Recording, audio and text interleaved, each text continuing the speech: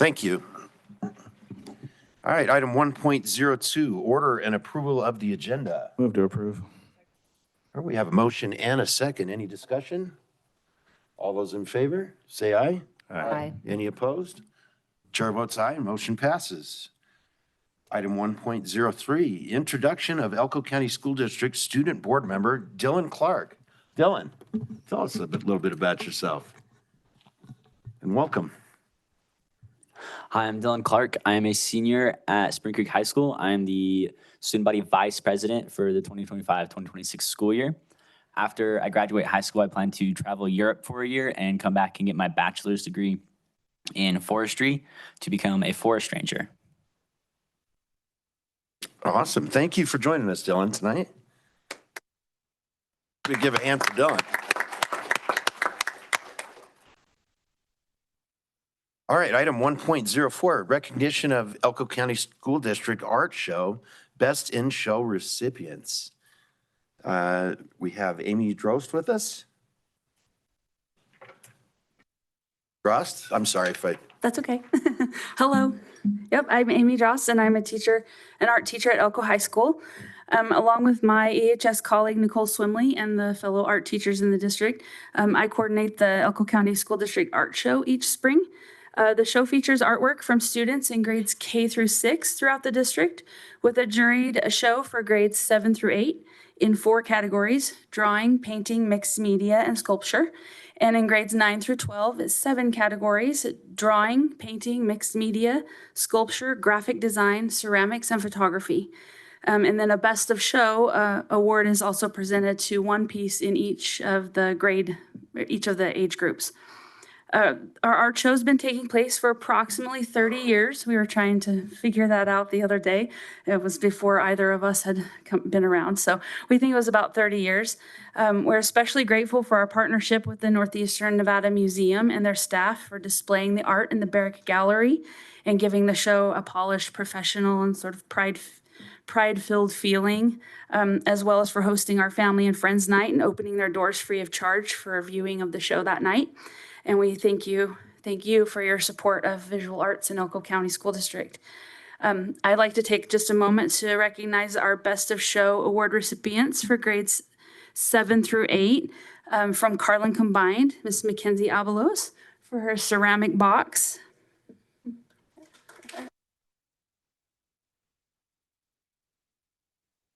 For grades 9 through 12 from Elko High School, Leica Samar, also for a ceramic piece.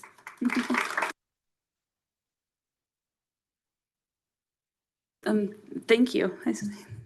Did you? Yeah. Thank you. Any questions from the board? Thank you very much for that presentation and congratulations. Thanks for joining us. Thank you. No questions, but thank you very much to the students, to you as well for putting it on. Thank you. And your fellow teacher. It was great for my wife and I to be able to have a date night going to see fine art. You got to see it. Yes. Thank you. Yeah. Hopefully, I think you have pictures in your board packet of their wonderful pieces. So thank you. Yes. And you know what? Something we do too. We'd love to shake hands, both yours and the students. Yes, of course. If you'd like to come up here, Cool.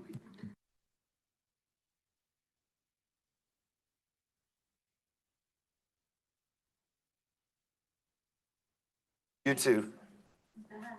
Couldn't do it without you. Yeah, congrats. Yeah, congrats. Great job. Thank you. Thank you.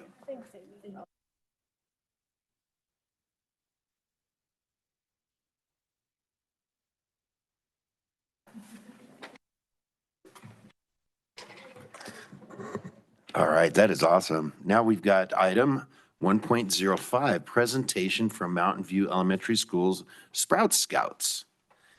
And this will be from the advisors Tamara Gowans and Angela Taravella.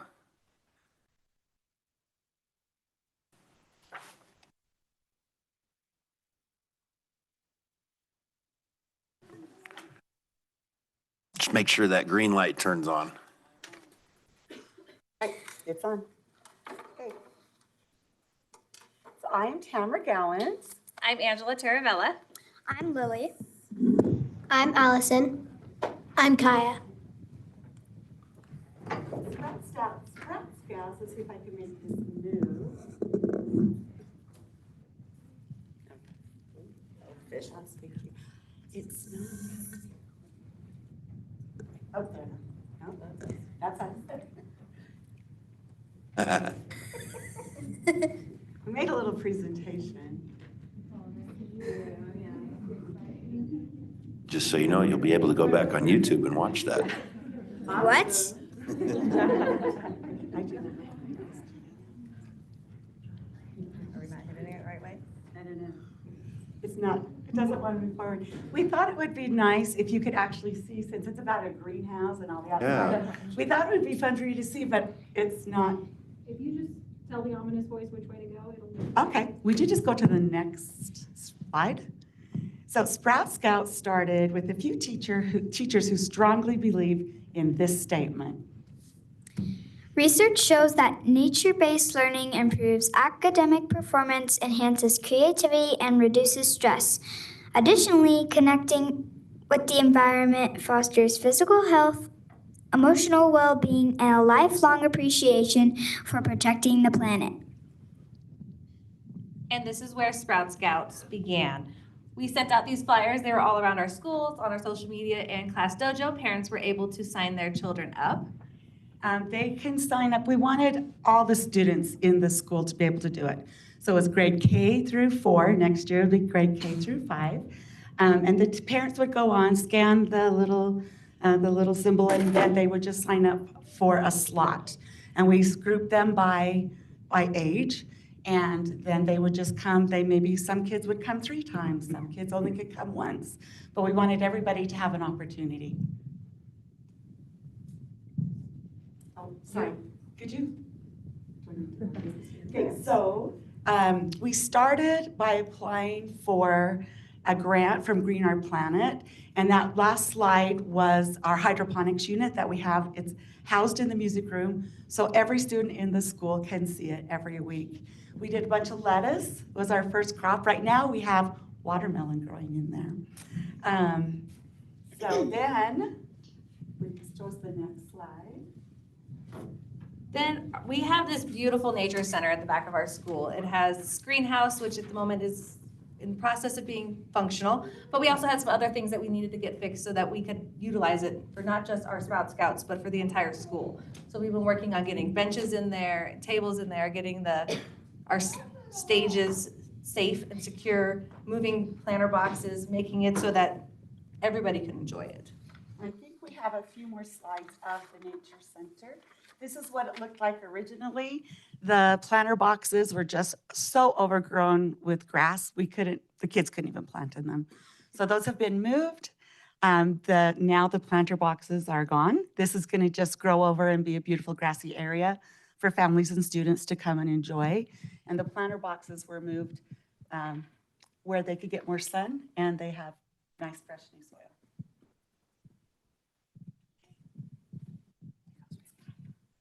We can keep going, let's see. There we go.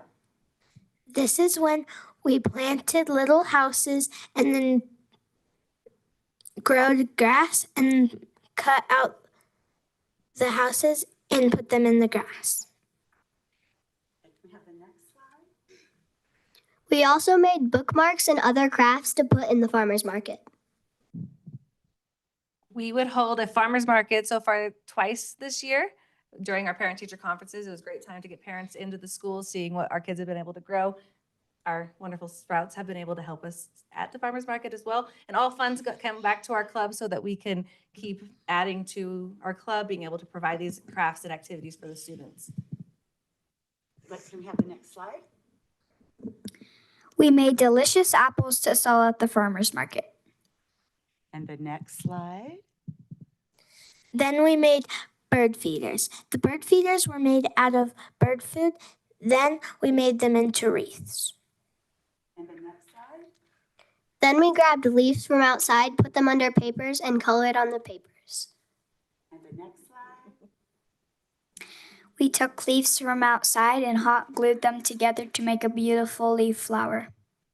And we also sold those at our farmer's market. Then we made sure the water was good enough so then we could have it for our plants. And we did that by making sure it was the right pH balance. We have received grants, if we can have the next slide. So we have received grants from the district, we've received them from Nevada Gold and from our own PTA. And we've had a lot of volunteers that came and brought soil and helped to make our nature center accessible for all the students. We're really encouraging the teachers to get out there. And now that we have more tables, they can bring a whole class and have lessons out there. We'd like to give a special thanks to Mr. Anderson. He came out and physically helped us do a lot of things. We moved fence so that we can put those planter boxes where they had sun and they were actually going to be usable. So thank you. We appreciate your help. And I think we have another slide about that day. Yeah, there's the planter boxes. So there you can see the fence we've moved, and we moved the planter boxes so they have full sun majority of the day. And it's closer to the greenhouse, so it makes it easier for us to be able to utilize both. And then, there we go. Oh, there's me building a bench.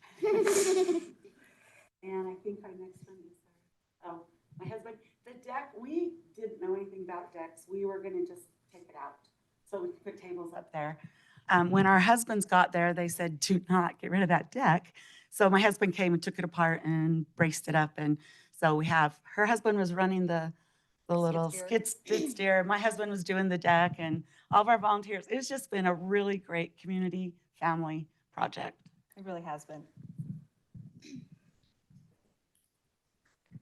I like checking the pH balance. Honestly, I like everything about Sprout Scouts because we get to grow and make crafts and things like that. I like learning about the pH balance in planting things. Great. Thank you so much for giving us this opportunity to tell you about our nature center and about our Sprout Scouts. We're kind of proud of them. Yes. They do amazing things. We are so proud of these kids and our community being able to come together to bring this to our school and utilize it for all of our classrooms. If you ever want to come out and check it out, we'd love to have you. If you have any special skills that you would like to teach our Sprout Scouts, we would love to have you as well. So yes, thank you. Thank you. Oh, thank you. Hey, do we have any questions from the board? I had a quick one about the bird feeders. You said you were making the bird feeders? Like, did you mix up seed Yeah, with we glue or mixed something? up How did that seed. work? We mixed up like bird food, and then we put like Jello and water, and we mixed that all together and put it in like the freezer, and then we shaped it into a wreath, and then it just turned out like that. But some of them broke a little, like they kept falling apart. It didn't work that well, but it like That's what- kind of stayed together. That's what I was curious, is how you held it together. Jello is the Gelatin. gelatin. Gotcha. We had two recipes. The first recipe did, it like fell all apart. Yeah. So the next day that we did it with a different group, we used a different recipe, and they held. Yeah, so we had some that held, some that didn't. Bert still liked it though. No, that's awesome. And then Miss Gowans dropped it, and then it all fell over. And then we just said the birds will eat it. It's fine. Yeah, I don't think they mind either way. Yeah, no, that's awesome. Anything else from the board? Good job. No, thank you Thank guys you so for much for sharing. coming in. We love seeing this. Thank you. It's really fun to see how, you guys are out there, you're learning about science, you're planting, you're learning about health, your, physical health, mental health. I love that you're out making your campus better, learning new skills, and that's a great way to learn. You guys are practicing math skills. You guys are, learning all kinds of amazing things. So I love that you're doing this, and hands-on learning is so important to me. And I'm sure you guys have had some great experiences. It's fun to hear some of the things you've done. So keep it up, and yeah, I'd love to come out sometime. And our hope is that not just for Sprout Scouts to enjoy it, it's the entire school. Bring your class out there to go read, bring out there to go do science. And I mean, you can utilize that space as your classroom. So it's been our pride and joy all season, all year to be able to bring it to our school. Are there any needs that you have for this in, like, do you need more seed or more, just anything like that? Always we need more seed. We used to have these ball boxes. I don't know if you've been to Mountain View. They always had a ball box outside each door. We're not going to do that this coming up. We're only going to have a ball box at the exits. So all the kids share all the equipment. So we have all these abundance of extra ball boxes. So we are going to now set those out there, and the kids will have more planters. So we always need help putting them in, and help. Soil is really hard to find in Elko, Nevada.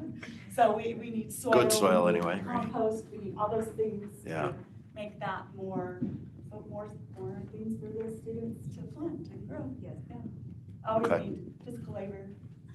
Physical And we're and digging. noted. Oh, yeah, he dug fence posts through cement. I mean, it was like cement. Yeah, yeah.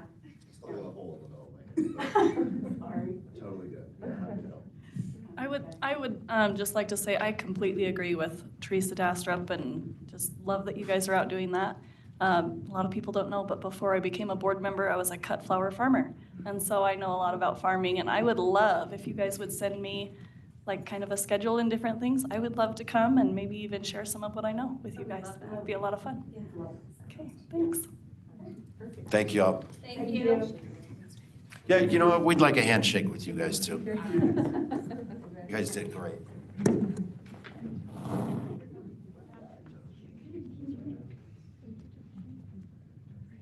Yeah, great presentation. Thank you. Yeah, good job. Okay, check it all out on YouTube too. Great job. Thank you. Thank you so much. Yeah, you did a great job. Thank you. Thank you. Awesome.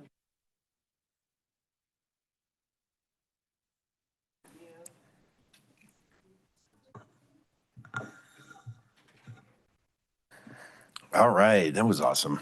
Moving on to 1.06, recognition of S.T.A.R.S recipients. Mr. Anderson, more awesomeness here. Yeah, it's always more awesome to share. We got awesome people. First up, we're gonna talk about Mr. Josh Krantz. So if we could have you stand up and come on over here a little more. Yep, yep. Make your way. Yep, right there.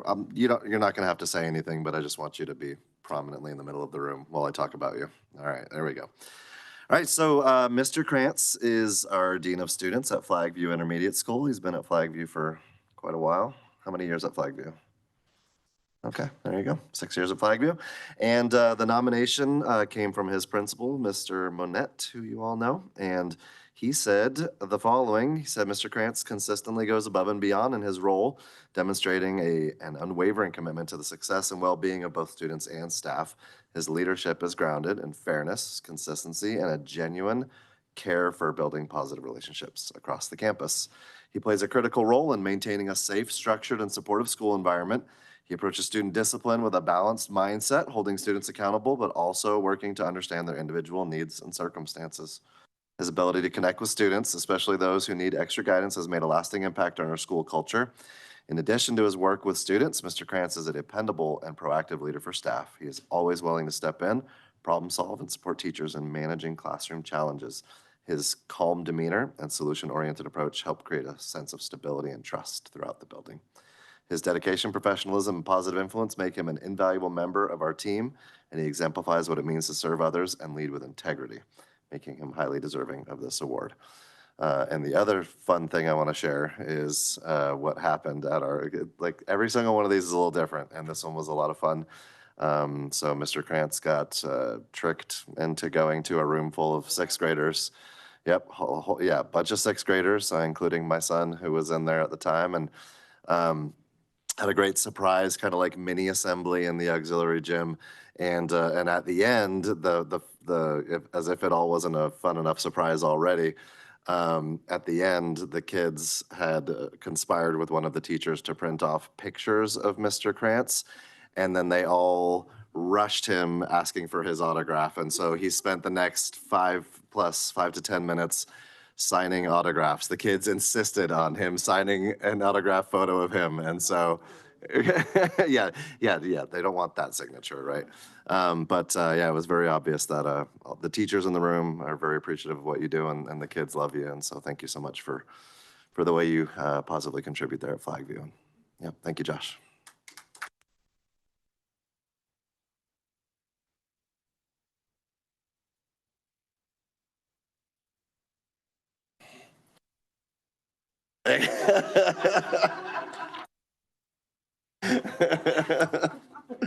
Oh, boy.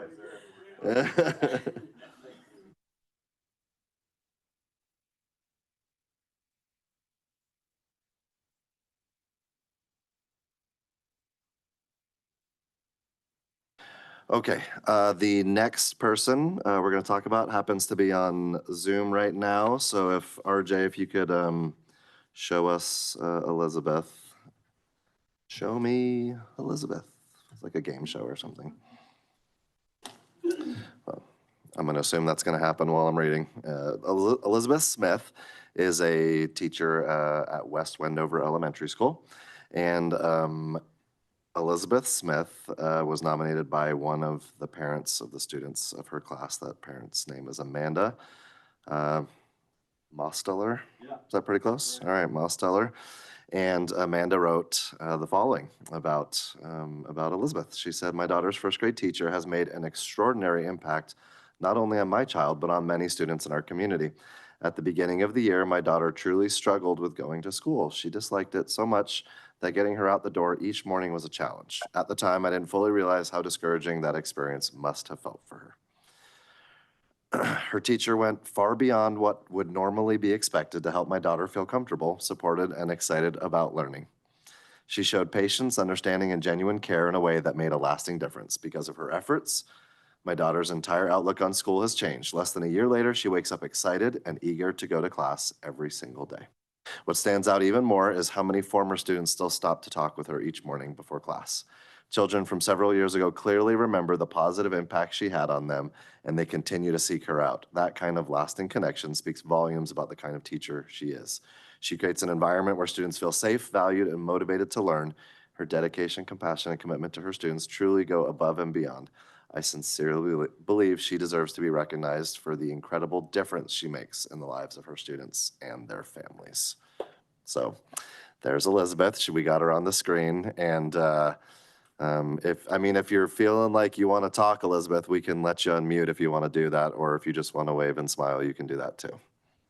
I just want to say thank you so much for coming out to Wendover, and that was a really neat surprise to be able to participate with that. Thank you. Of course, and it's the very least we can do is to drive out there to acknowledge you in person, and thank you for the difference you make every day in the lives of your students. So thank you so much, Elizabeth. Congratulations. Standing ovation. We're gonna stand for her. Okay, all right. Congratulations.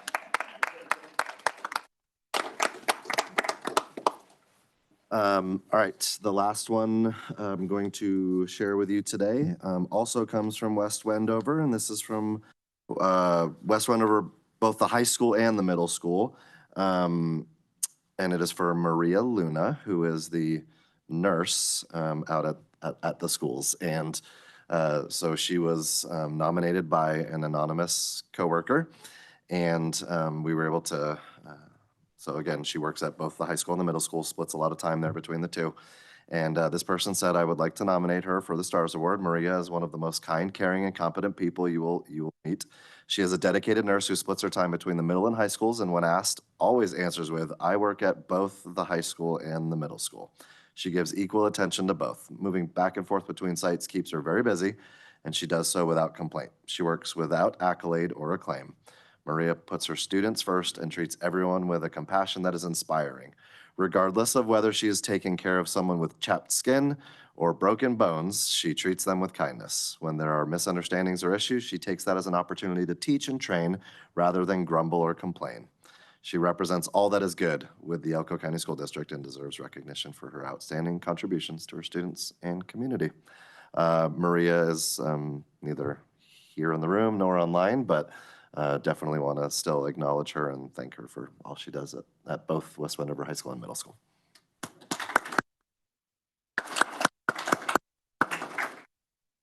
And I'll let her know she's on YouTube.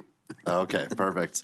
And lest I forget, want to thank our sponsors for this year. I think we still have one more S.T.A.R.S Award winner we'll acknowledge at our next meeting, but then that will be the last one for the year. And so it's a good reminder that, all of our recipients receive many nice gifts and rewards that go along with this nomination and award. But none of that comes out of our general fund. That's all generously sponsored by lots of people. And so thanks to Dos Amigos, to Fratelli Pizza, to Lands Floral Designs, Maverick Gaming, Orla Mining, the Rotary Club of Elko Desert Sunrise, the S.T.A.R., and Sugar E-Spice for sponsoring what we get to give to these magnificent people who work with our kids every day. So thank you.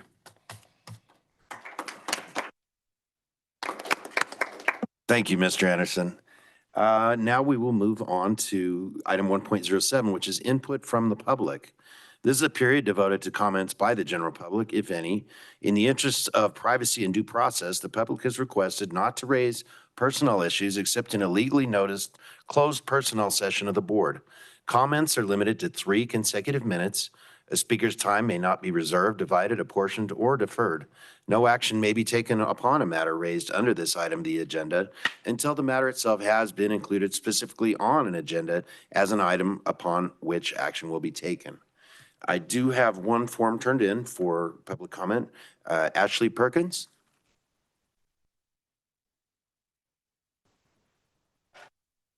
Thank you. Make sure that green light's on. All right, can you hear me? Yeah, and then just state your name for the record. All right. You got 3 minutes. Ashley Perkins. Good evening, trustees.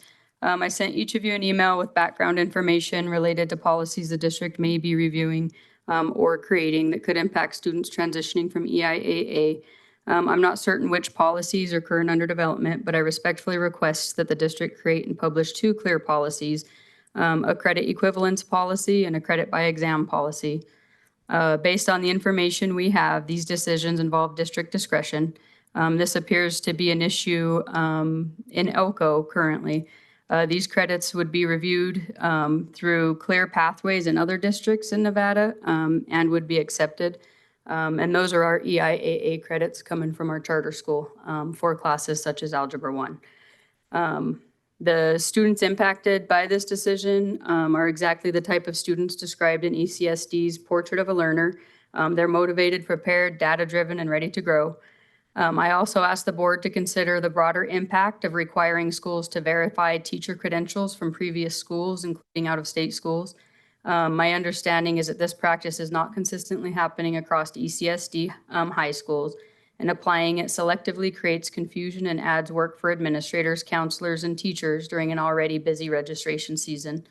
As a charter school, EIAA is heavily monitored by the state and the charter authority. We operate under a charter contract. If we fail to meet our obligations, we lose our charter and we are forced to cease operations. We no longer exist. Our staffing, classes, compliance are reviewed regularly. The state knows our teachers, our credentials, and what classes they teach. We recently received an 8-year charter renewal, which is rare in Nevada. Most school contracts or charter contracts are shorter, typically 4 to 6 years. The renewal reflects the work that our staff does and the data-driven systems that we use. Our teachers do not recommend students for advanced courses unless the data shows they are ready.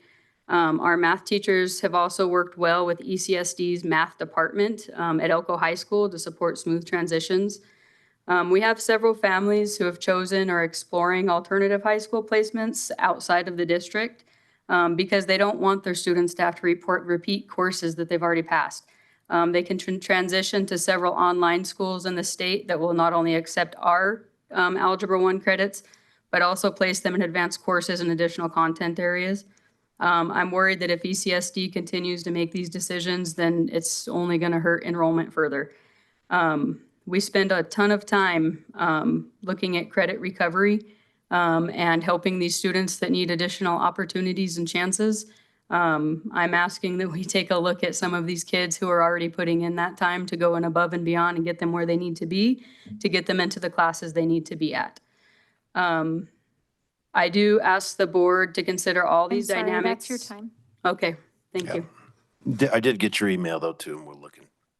Okay, Thank you. I just, Watch for a reply. please look at it holistically, and I'm always available. If you ever want to talk education, I can talk education all day long, and y'all have my phone number. Thank you. All right, is there any other further public comment?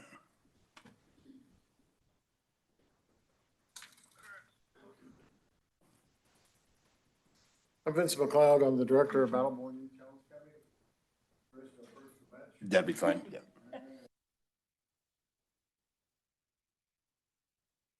Thank you, sir. I'm going to make it 3 minutes. I have a lot longer to talk, but if you'd like to talk to me later, my card and my phone number is on the back of my card. And my question is it the intent of the Elko County School District to break the relationship with Battleborn Youth Challenge Academy? That's the question. Now, before you answer the question, we are an academy that was started by the legislature. It was approved by the legislature. We're 75% federal, we're 25% state. We bring in students from other counties, including the last 2 classes, 74 from the other counties as well out of state. 23 of them were from Elko County. We take kids that Elko County can't reach, so they can't teach them. And we bring them to our academy and we get them caught up and we let them continue with their education.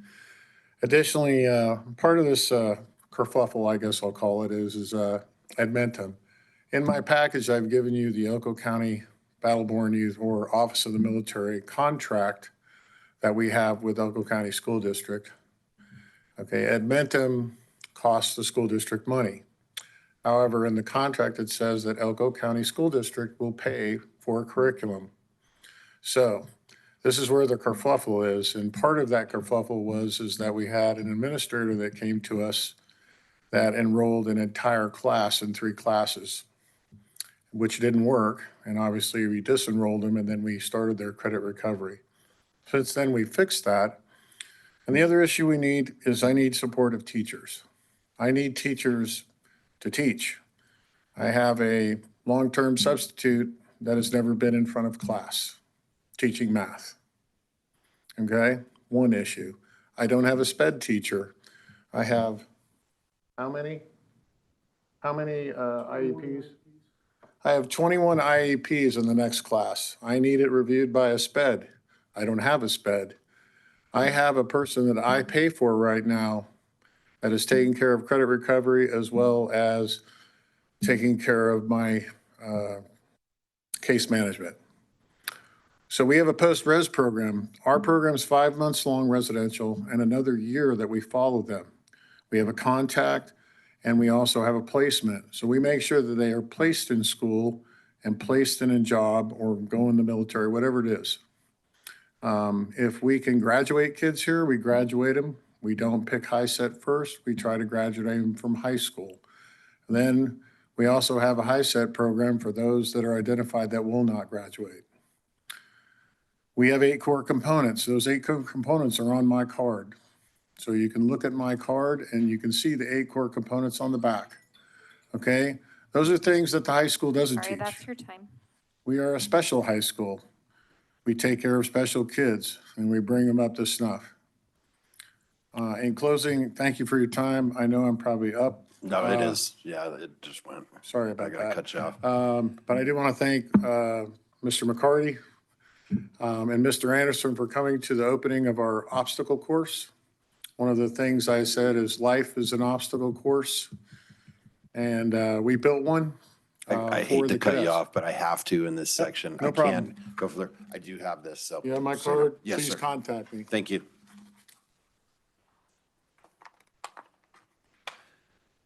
All right, any further public comment?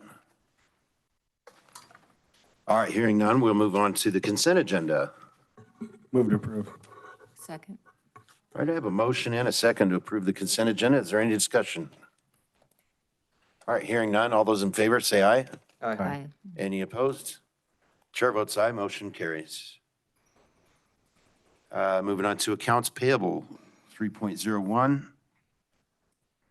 Let's see what we have here. Move to approve all of the accounts payable. Yep. Second. One of them has Josh's name on it. We should have enough to be able to, Well, I even say, with his Justin, you can even abstention. just make the motion to approve all but the one with your name on it. Which one? Oh, that one. Okay. You want to restate your motion? No, I'm just gonna rescind it. And I'll abstain from voting. Okay, I move to approve all of the accounts payable. Okay, Second. I have a motion and a second. Any discussion or disclosures? I will disclose that I have a family member who works for Wells Rural Electric, but I will not be abstaining. I'll disclose that I also have a family member who works for Wells Rural Electric, but won't be abstaining from voting. Dr. Byers, do you have an abstention or a? I'm just completely abstaining from. Okay. All right, we have a motion and a second. Any further discussion? All those in favor, say aye. Aye. Any opposed? Chair votes aye, motion carries. All right, on to 4.01. That's receipt, review, and possible approval of resolutions to augment the budget to the Building and Sites Fund for the 2025-2026 school district budget. Mrs. Dahlke. Good evening. There's an attachment of the budget augmentation, and this was initially discussed within all of our budget conversations where we were 500,000 from the general fund to the Buildings and Sites Fund. I did not make that augmentation in December because I wanted you to all be informed of it, but now that we all are on the same page, this is the formal augmentation going to taxation.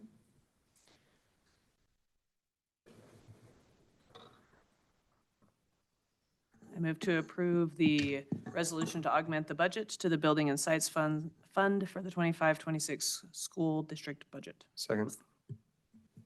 All right, we have a motion and a second. Any discussion? All right, all those in favor, say aye. Aye. Any opposed? Chair votes aye, motion carries. Thank you. Item 4.02, receipt, review, and possible approval of recommendations for changes to self-funded insurance plan from Insurance Oversight Committee. Mr. Anderson. Yep, that's me. Thank you. I am going to, so we've been talking about this for, well, really years, but in light of the conversation of our budget adjustments for next year, one of the things that has kind of been pending on every slide since February was changes to the insurance plan. And typically the only update you've had in regards to that is when the next meeting was going to be. So we've had plenty of meetings during that time, and we have made some final recommendations for changes to our self-funded insurance plan. Just by way of information, for, you know, if someone's just kind of catching up on the conversation or maybe haven't seen all the materials on our budget website or seen some of the other meetings. One of the challenges with the self-funded insurance plan, which we like and want to keep a self-funded insurance plan, but because it's self-funded, you know, the nature of what it does year to year can change. And so when, especially given the context of COVID and how many increases in doctor's visits and required tests and all those types of things, and just not keeping up with the insurance market over some years, the general fund started having to subsidize the self-insurance plan to a great degree. With as recently as last year, the school district being owed $7 million by the insurance fund, and we owe it ourselves $7 million. But the importance of that is that it's $7 million from a general fund, which is problematic. So anyway, last year, for context, again, we made a decent adjustment to the insurance plan, which throughout the course of this year, while we still have, you know, the rest of the fiscal year to come to conclusion, as well as to have, you know, claims come in and the audit to happen, it's looking like that adjustment was good, and it's going to help pay some of that back to the general fund. But we knew at that time that this isn't a one-time thing. We need to keep going until we're where we ought to be, with the entirety of that $7 million being paid back to our general fund. So In light of that, and thanks to everyone on the committee, the Insurance Oversight Committee, for understanding the greater context of that, we have brought a variety of adjustments to the insurance plan for next year. I'm going to read through those things, but the big news about that is if you approve what we are proposing tonight, which our Insurance Oversight Committee unanimously agreed to, that we estimate that next year that will result in roughly $3.8 million of savings. Now, before I go through that, and I want to make sure it's also clear that that doesn't mean, unfortunately, that we'll be able to dig into that roughly $5 million or that we think we're going to still owe the general fund, because we won't be able to play out all 3.8 of that, because insurance rates increase every year. And we work very closely with LP. We have Trinity from LP here tonight, so that when I'm done talking, if you have a question that's even remotely outside of my realm of knowledge, Trinity will assist with that. But LP is very excellent partner with us, and they, from what they're seeing in the insurance market, it is likely that there's going to be roughly a 12% increase in insurance costs going into next year, and so that represents somewhere between $2 and $3 million for us. So of that 3.8, assuming, again, this is all projections, right? We're projecting what the increase is going to be. We're projecting what the savings are going to be. So the idea is we've made enough adjustments here to both compensate for what the projected increase in insurance will be, as well as still continue to dig into that amount of money that is owed to the general fund. So that is the kind of thought process behind everything we've talked about in those meetings. And again, appreciate everyone's contribution and support in that. So what we are proposing, and there is a link to that proposal here attached to the agenda, and everything you see there is all part of the proposal. The first of those is to have a $20 proportional monthly increase to active dependent tiers, and that would take effect on July 1st. The next is to have increases to the annual deductibles and the annual out-of-pocket maximums for both the PPO plan and the HDHP plan, and that would take effect starting August 1st. I'm sorry, Mr. Anderson, point of order. Mr. President, can we have this on the screen so the folks know what we're talking about, please? RJ, if you could put the, do you want just like the background info I'm reading, Josh, or would you like the attachment?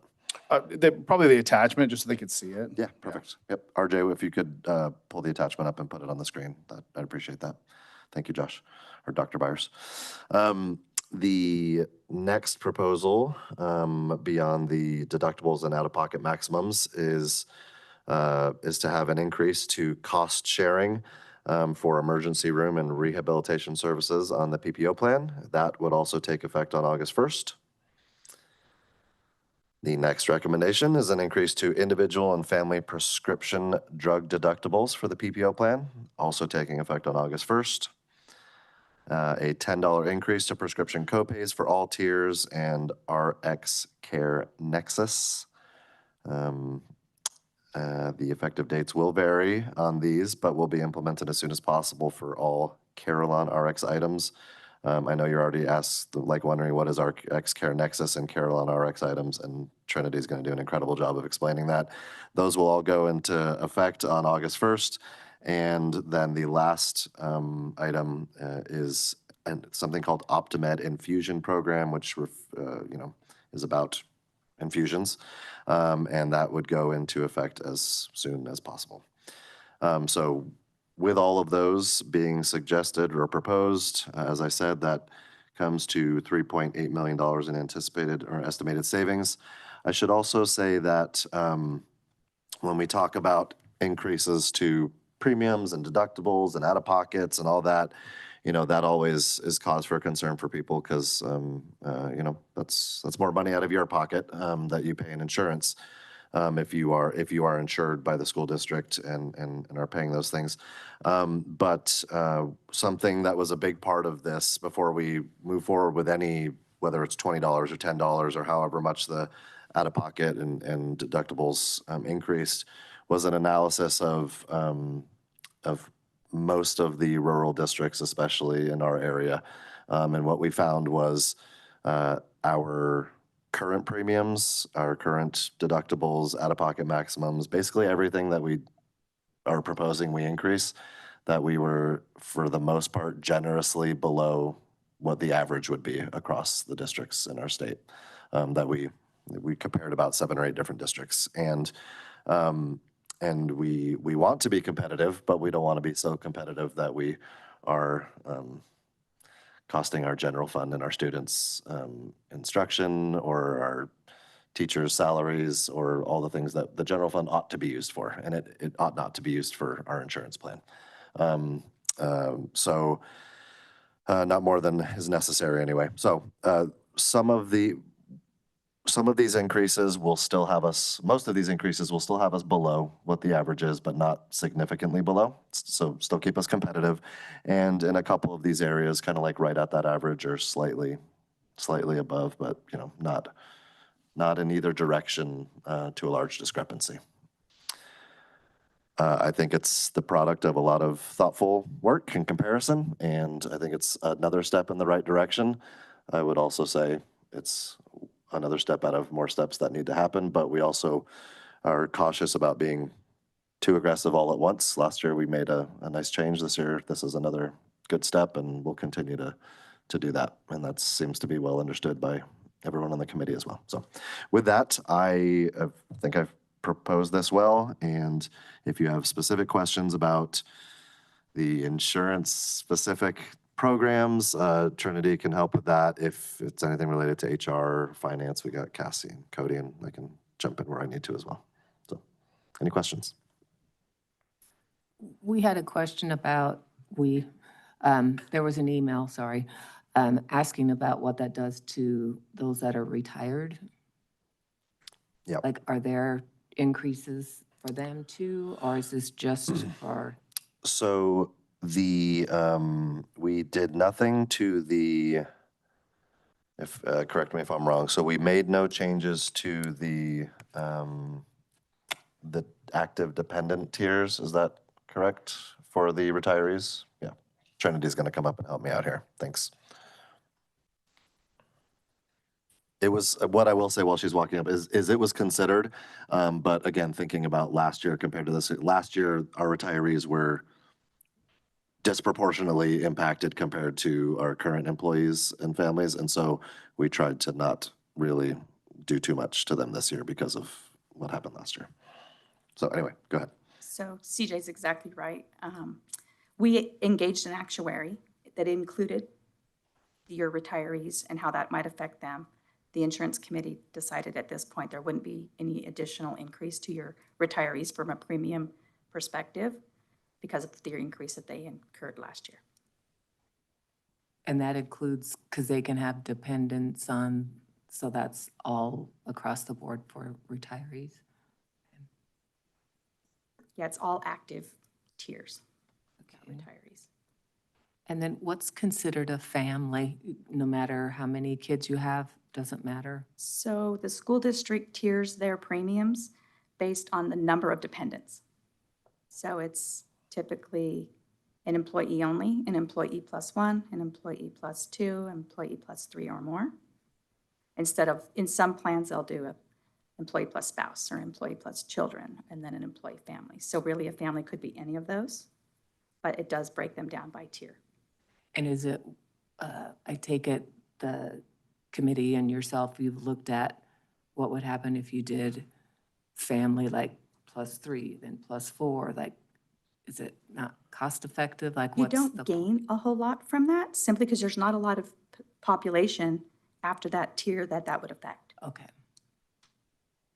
So really what we looked at was how do you get the best bang for your dollars, and then also with the most minimal impact to your participants. Okay. Thank you. Mm-hmm. If I may, this is just something that caught my eye.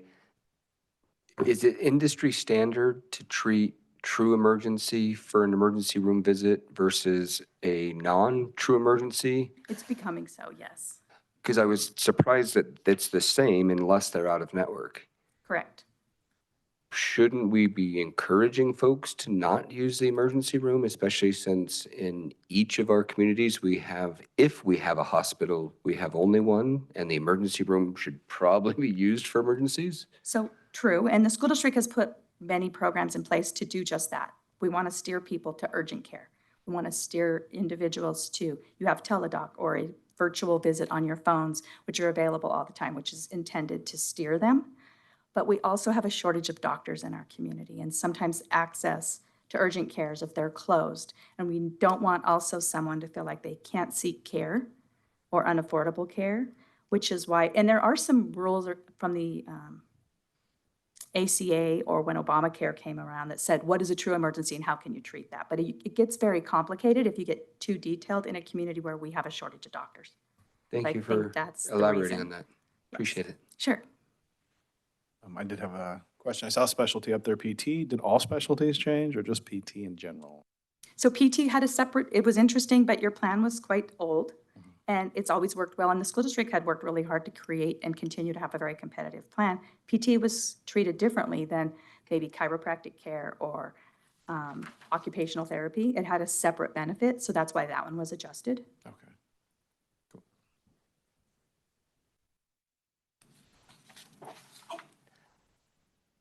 Could I ask a question that doesn't really apply to what's on here, I guess? And I can't think of what it's called. If we have an emergency and they have to fly us out or the helicopter out, what is that called? Reach or? Yeah, do we still have that? We do. Sorry, I just. It did get very confusing for a while because after and before COVID and during COVID, one, we have competing flights coming in and out of Elko. And two, for a while, there was a grant to pay for some of it if you had an Elko County zip code. And so it did get very confusing. But yes, you still have a membership to Reach that's paid for by the school district. Because sometimes I think people forget we have that. So And is we that, do mention it in our open enrollment meetings. Okay. And they're recorded. So in fact, I would encourage all of you to at least go and watch the recording. It's not the funnest thing you're going to do, trust me. But it will spur questions, or in most cases, you'll learn something because hopefully you're not using the benefit. So you don't think of it. But if you've recently heard it and then you have an experience where you need to use it, it would potentially ring a bell to you. Okay. Thank you. I guess I do have one additional question. The high deductible health plan versus the PPO plan, there's a pretty large discrepancy between the savings of those two plans. Is that because of the number of employees and or families that are in those? Yes. Okay. The bulk of your population is in your PPO plan. Therefore, that's what's going to drive the savings. So proportionately, this is? It's pretty close. Pretty close, okay. Especially because your total out of pocket is very similar. And in most cases, when you think about healthcare and any significant illness, for $3,400, what does that buy you today? Right? And on either plan, whether it's $34,000 or $3,400 or even $5,000, a heart attack is going to be much more than that, or cancer. So they're very similar in total exposure to the individuals who are going to use your plan. You just have more population on that high deductible health. Great. Thank you again for the clarification.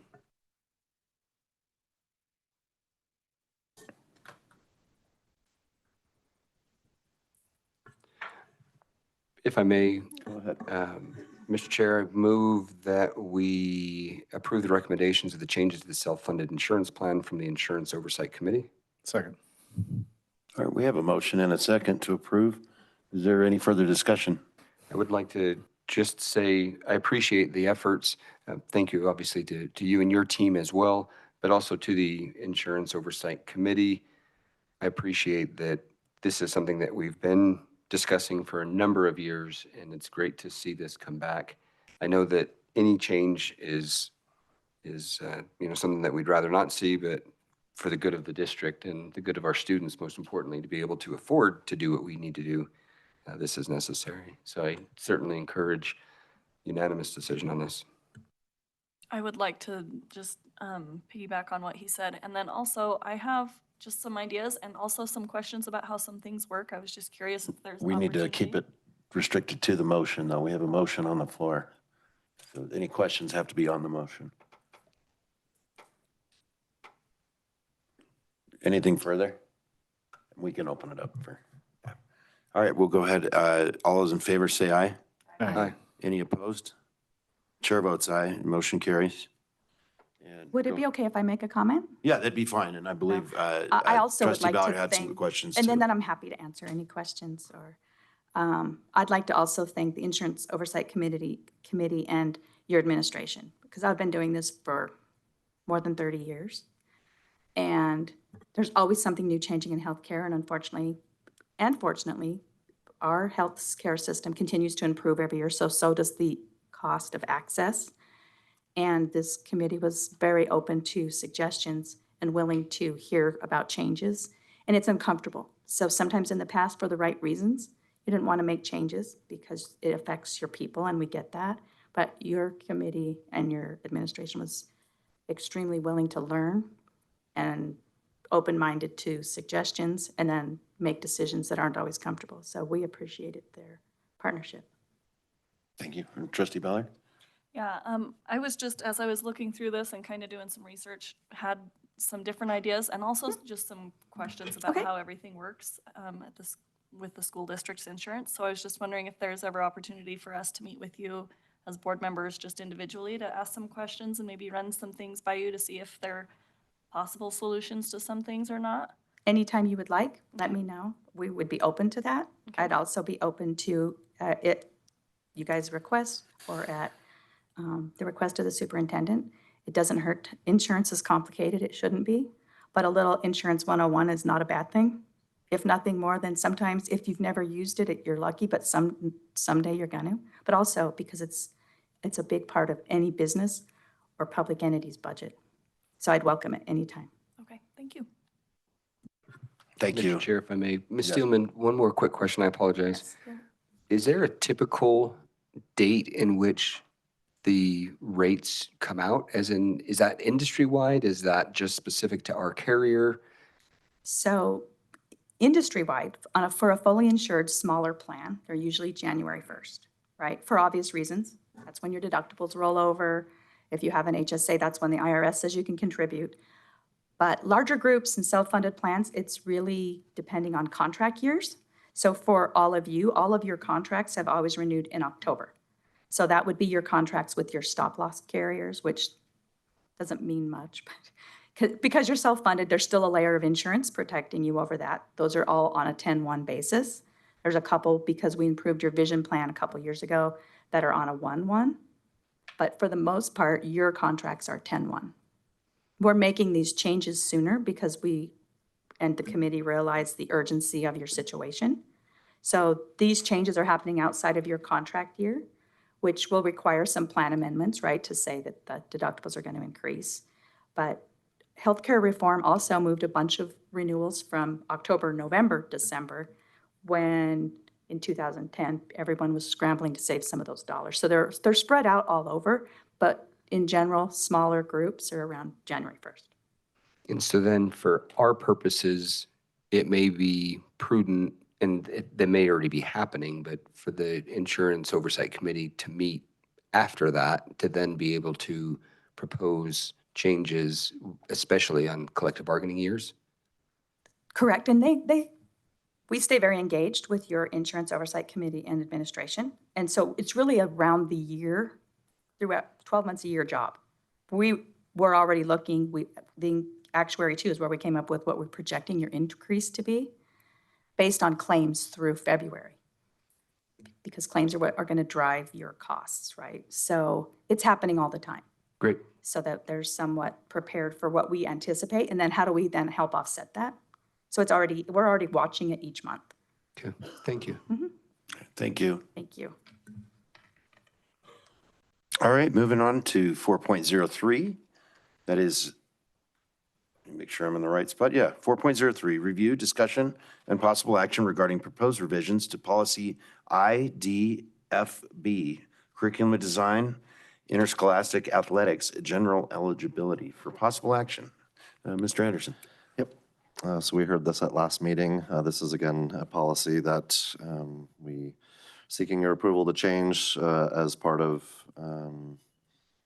it's a minor adjustment to our budget. In reality, I don't anticipate it's going to result in a ton of revenue, but it's one of the things that was requested and proposed, and so in order to be able to do something like this, it does require the policy change. So we heard this at our last meeting.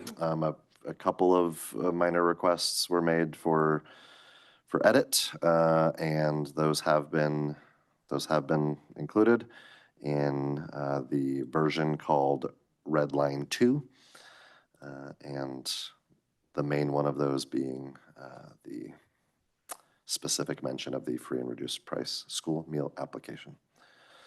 And so that is in there, and I have nothing else to add unless you have, oh, actually, no, I do have some things to add, given some recent questions that were asked of me. I want to make sure it's clear that in section 3, where it talks about the mandatory fee and what that goes towards, the last sentence before items 3A through 3E, it does say this fee helps cover costs associated with the athletic program, including but not limited to. So a question was posed of, well, what if, let's just say, for example, medical and first aid, or let's just, let's go with that. Let's say, or no, let's go with safety personnel. Let's say, because it says athletic trainer. What if at X school there is no athletic trainer? Well, that's okay. What we're not saying in this is that this is going to cover the following things. It is simply stating some examples. The reality of paying for athletics is it is a 7-figure expenditure for the school district, and these are some examples of things that happen that go beyond what a person might normally anticipate, such as the cost of a coach or the cost of transportation. Some of those things are very visible anticipated costs, and there are others that someone might not know how much it costs to do concussion management or supplemental insurance or other things. So they're not hidden to us, but they're hidden to some people just because you don't think about it.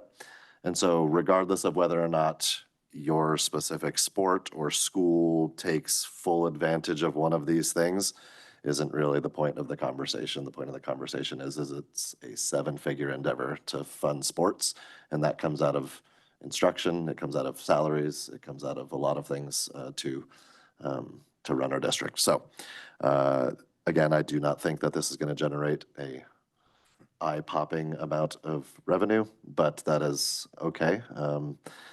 And I think that this satisfies kind of what the request was. Mr. Chair, if I may, thank you very much to the staff for putting this together and specifically for including the free and reduced price school meal application language. With that, I move to approve the proposed revisions to policy IDFB, curriculum design, interscholastic athletics, general eligibility. A second.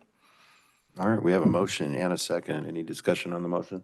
I just had a question as far as completing. Is a completion done at the beginning or on the spot, or? That's a great question. I would say the implementation of this and how it would work is, think of it as a qualification to even be able to be considered for it. So finish the waiver and then you could be considered. Or sorry, not the waiver, but the meal application in order to qualify for the waiver. Yes, thank you. Yep. And I just had a question that I had several people reach out. Will the money that comes in from each school stay in each school site, or will it go directly to the general fund? No, it would just go to the general fund because the money doesn't come out of a school site. It comes out of the general fund. So yeah, that money would be collected in such a fashion that it would go to a central, would it be a certain account or fund? I'm probably using the wrong word. Cassie? It would just go into a separate revenue account that we could track for athletics. Thank you. And so at any sort of review of our website or, budget review, you'd be able to see what the revenue generated was up to that point throughout the year, at the end of the year. And just one other question. I know we didn't, specifically put a cost on here, but when that cost is available, will it be published on the district website? How will Yes. everyone know? Yep, it'll be on the district website. It would have to be part of our athletics handbooks. Yeah, it'll be the same across the board for everyone. Thank you. Mhm. All right, we got a motion and a second. Is there any further discussion on that motion? All right, all those in favor, say aye. Aye. Aye. Any opposed? Chair votes aye, motion passes. On to 4.04, review, discussion, and possible approval of proposed revisions to policy JDFH, student discipline, homeless and foster students. Thank you. We've seen this multiple times and think we have it right here today. Our red 3 is the version that we're proposing for approval today. There was a little bit of confusion over some of the wording, and just for context, part of the confusion is the state hasn't still got to publishing the statute. We have a bill that has a lot of red line on it, and we have interpretation of that. And so in the end, we feel very confident that the wording is correct as intended by the bill, or maybe intended is probably the wrong word, as written by the bill. And so there's a couple little other scratch outs there for some slight wording changes, but I think we're ready to go on this one.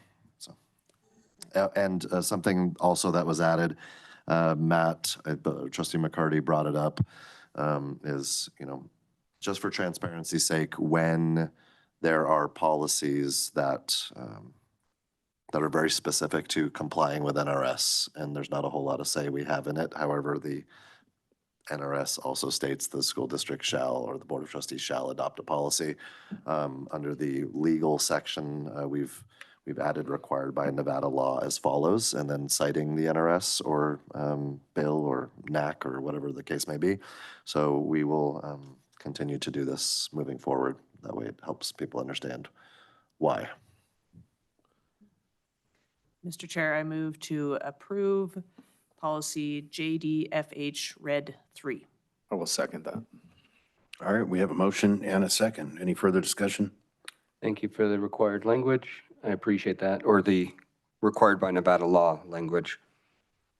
I just wanted to throw in just a quick anecdotal.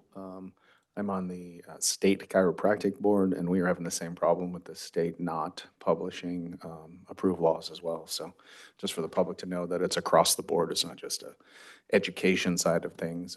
And I actually said that during the during that meeting as well, that the education side was having problems too. So just so the general public knows that the state of Nevada is behind on their publishing of laws in and of itself. So. All right, anything further? All right, all those in favor, say aye. Aye. Any opposed? Chair votes aye, motion passes. Item 4.05, receipt, review, and possible approval of a letter to legislators and legislative candidates addressing pupil-centered funding plan and adopting commission recommendations for possible action. And this one, trying to remember, we had a couple submissions there, but. Yep. So we had some suggestions, and they were all great. And we included, that's what the red line version is the previous, the first iteration, along with some great suggestions that have been implemented. So thank you for those submissions. Yeah, and basically on this one, folks, I just wanted to see if there's any further input or if we can go ahead and possibly approve this and get working on this, getting it out to our legislators. I appreciate the fact that there's a little more detail now. I know you don't want a letter to be, 10 pages for them to read, but I like having a little bit more detail. And it's just a little thing, but I think we should have our names at the bottom instead of just Board of Trustees. I think it should be all of our names at the end, so that when we do talk to them, I don't know, they have a name, maybe they'll recognize something. Couldn't hurt, right? Yeah. Have our names and signed. I mean, it gives a little Yeah. more personal. I was just going to suggest we do that. Yeah, we'll do that. We'll add your names. That might even be nice, yeah, names with a signature line. Yes, Sure. I agree. Okay. Thank you. Well, then I'll do it. So with that, I would just like to make a motion that we approve the letter as written, adding our names with signatures at the bottom. Second. All right, we have a motion and a second. Any further discussion? All right, all those in favor, say aye. Aye. Any opposed? Chair votes aye, and motion carries. Thank you, everyone. All right, item 4.06, receipt, review, and possible approval of the proposed board meeting calendar for the 2026-2027 school year for possible action. Mr. Anderson. Yep. So the new calendar proposal here, we're trying, sometimes we get to this pretty late in June, and so we're trying to be a little more proactive.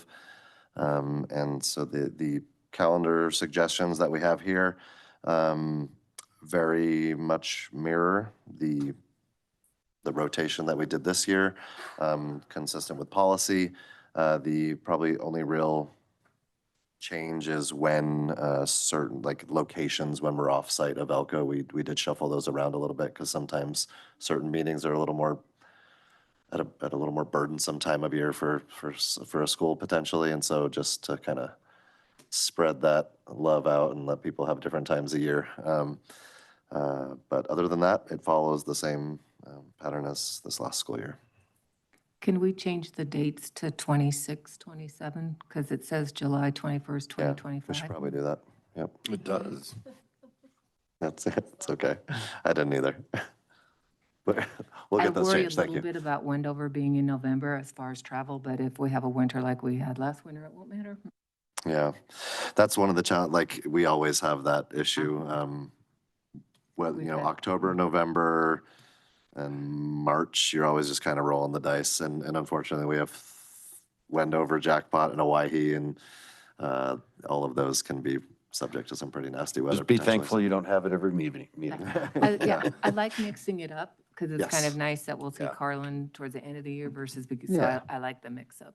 I will say some of these off-site dates in the spring are a little early for motorcycle weather, but other than that, we're okay. You don't have to go in the motorcycle, Jack. Right, I'll be there either way. My only request would be not to have us in gymnasiums. The libraries seem to work well. Larger classrooms seem to work well. Gymnasiums, I think, are not effective, and that would be my only request anytime we not meet at the district office. Yeah, the setup in Jackpot was nice in was that good. small library area. Thank you, Matt. That was going to be one of the things I brought up as well. So appreciate that. And with that, I move to approve the proposed board meeting calendar for the 26-27 school year. Do you want to amend it with the changes to the dates? Yes, with the changes to the appropriate dates. All right, we have motion and a second. Any further discussion? Thank you also for including Spring Creek once more. Definitely. Yeah. I just wanted to further that we continue to develop our traveling, just like you said, the traveling equipment, so that we can continue to, while the last one was better, there's still room for improvement when we had to move it around, those types of things. So, but other than that, that's. Anything further, board? All right, all those in favor, say aye. Aye. Any opposed? Chair votes aye, motion carries. And I do have a lead on some, the one we use for NASB. Works really well. So we'll see. We'll get in talks with that. Moving on there. 4.07, discussion regarding Nevada's Association of School Boards call for presentations. It's a non-action item, but what I wanted to do here was, I believe our deadline is the 15th. So if I know that Trustee Dastrup, you had talked about we should be presenting.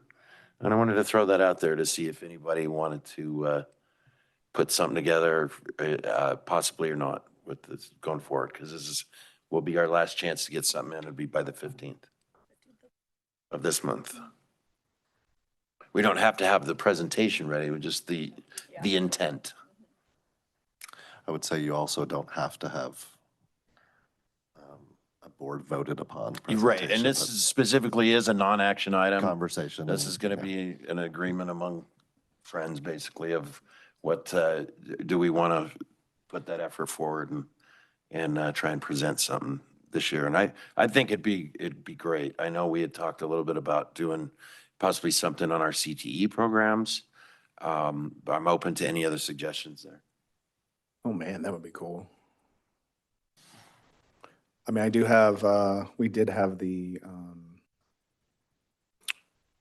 I don't want to brag too much, but we have we hired one of the first CTE students that came from the CNA side at Ignite Life. So, and we were one of the first businesses on, I believe, a part of that database as well. So Yeah. that might be something. I mean, we just bragged to the superintendent of the state about our CTE program. It might be something to gather a couple of those different, doesn't have to be us, but we could be a portion of it. I was going to say that's a neat idea of, it's one thing to say we have these programs, it'd be another to have specific examples of kids that are either currently, like actively as students in our schools, putting to work their learning and those programs, or it could be someone recently graduated. And I also know that while it doesn't happen a lot, you've probably all been to or at least seen a session there where sometimes students are there part of that presentation as well, and that could be provided that students are available to do so.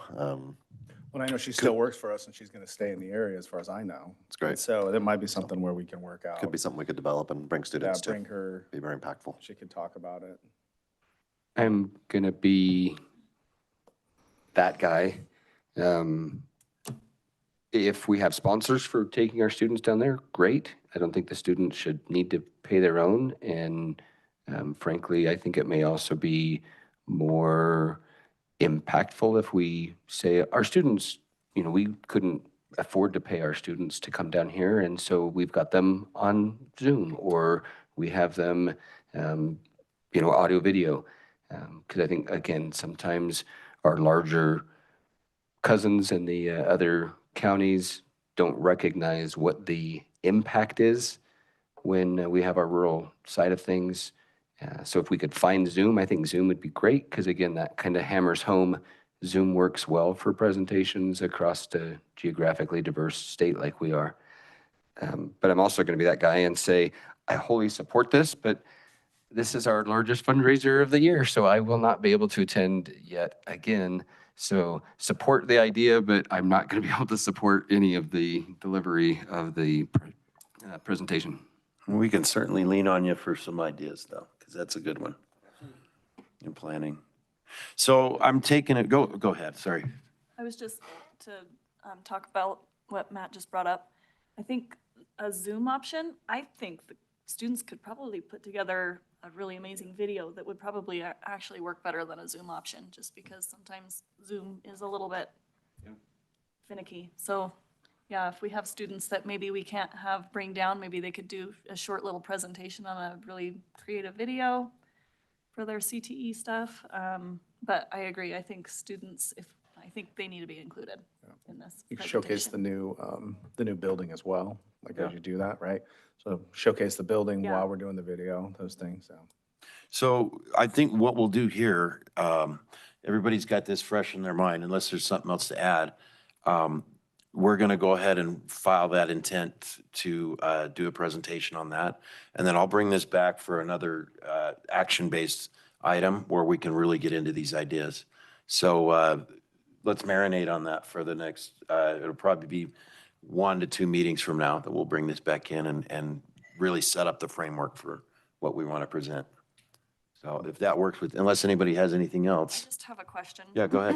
On this, the attachment that was on there, it talks about how to submit. It wants a presentation title, names of facilitators, brief description of the session, goal of the presentation, intended outcomes for participants. This is what's due by May 15th, so who's going to put that all It's pretty together? close, and I will put it together. I know some people with NASB, so I think we'll be okay. I just want to make a suggestion. They'll be happy to have us, I know that. Yeah, no, my suggestion or question for you, President, is, Yes. So we started off with the suggestion of something about CTE, and we just got into a great conversation about it. Is there potentially any other topic that someone would, just in case someone had a different idea?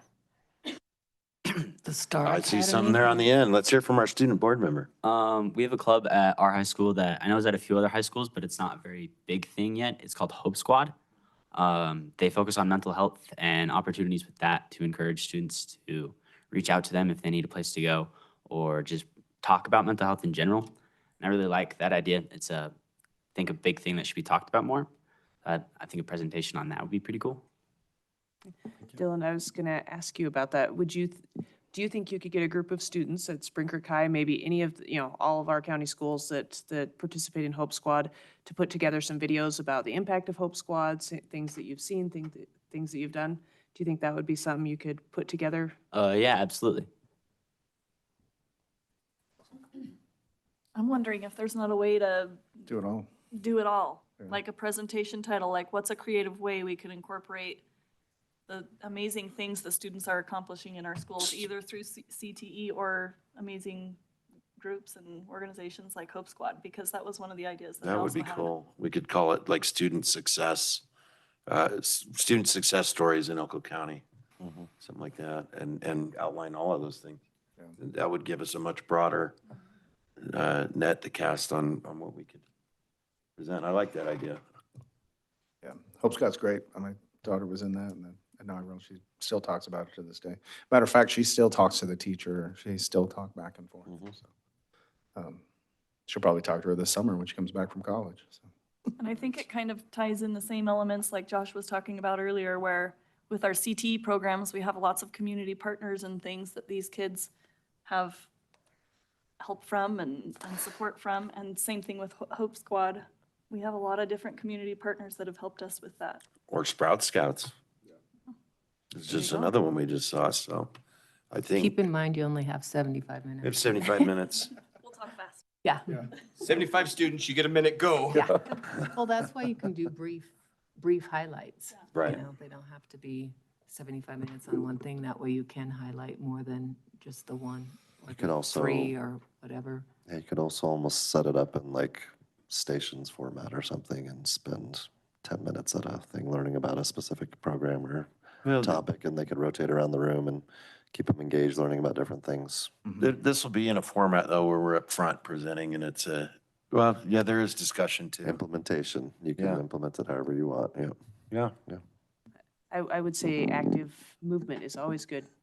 Yep. Especially when you're at a conference and sometimes you've been sitting for a while, the more movement, Yeah. the better. Oh, yeah. It'd be Especially good if to we end up have- right after lunch. Yeah, and have the students direct it. If we're looking for sponsors, if we need to, like I can sponsor a student, people can sponsor a student or whatever. Not saying the board, but people in general, if that's what it takes. So for a title though, we can go like student successes in Elko County would work. And then we can use that as a broad for whatever we come up with. Couldn't you always change the title later? Yeah, and we could. Yeah, I know. I they're think not we can start gonna there and That's a good change start. however we want. be- Okay. I think that's enough to get us started, ladies and gentlemen. Thank you. Thank you. All right, I will go ahead and move on now to item 5.01, the superintendent's report. Awesome. I have a lot, so. Can I make a quick interjection? I know I talked to Dylan before, and he does have a commitment later this evening. Okay. Would it be possible to move out of order a little bit and allow Dylan to share any thoughts he has so that in case he needs to leave, we're good? Is that I got okay? no issue with that. Let's go ahead and great. do that. I don't really have any thoughts. I do really appreciate the consideration for having Hope Squad for a presentation. I also think getting student council into it would be great. I went to student council state recently, and I learned how big of an impact the advisors have on other students. I would like to show some appreciation for them as well. Yeah. All right. So it'd be okay to reach out and, okay, perfect. Thank you for being here. We appreciate it. And that's some great ideas. Of course, thank you for having me. Yeah. Yeah, this is a second tour, right? Yeah, awesome. All right, Mr. Anderson.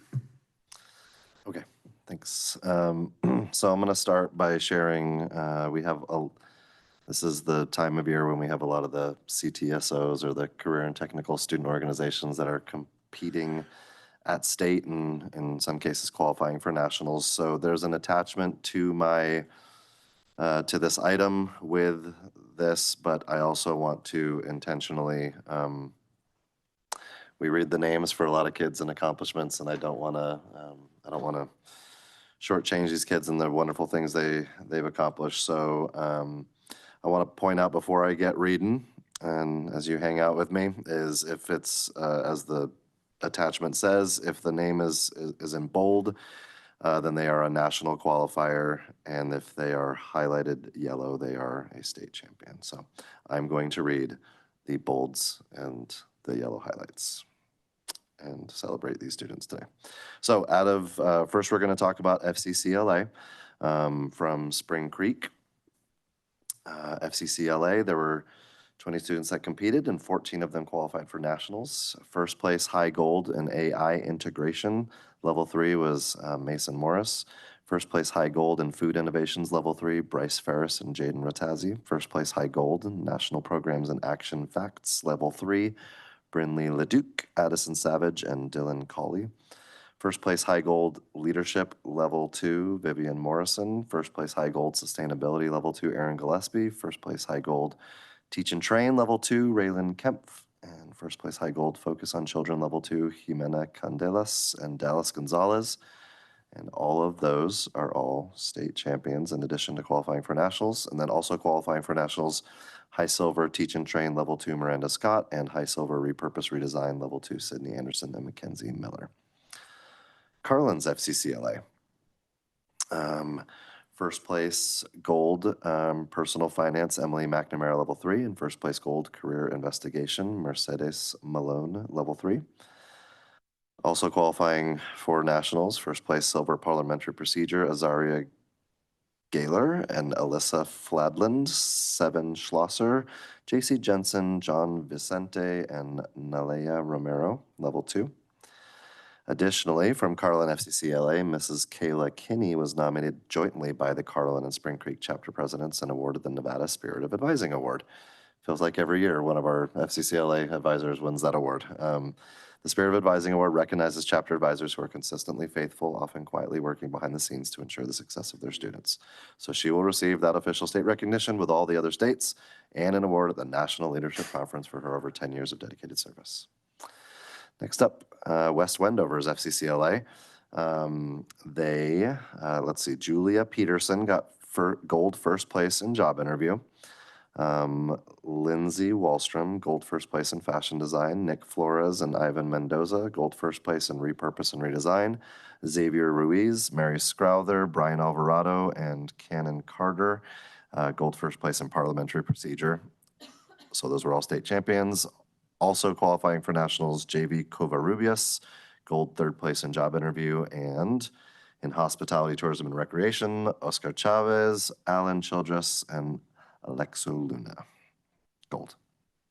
I have to add too, they broke the record by a lot on their fundraiser. Awesome. 6,500. Way to go. Beat $5,000 2 years ago. So beat it soundly. Well yes, done. By a lot. They did over 2,000 just in a bake sale. It's amazing. Yeah. Congratulations to West Wendover's FCCLA. Elko High FCCLA, the following qualified for nationals. Bailey Stone and Kobe McKinnon got gold in hospitality and tourism. And I think I've got Erin New in career and got gold in career investigation. All right, so that is it for FCCLA. Moving on to FFA. Let's see, make sure I've got this right here. So a note, 22 out of 27 FFA career development events state champions are ECSD teams or it's a pretty good percentage for the state.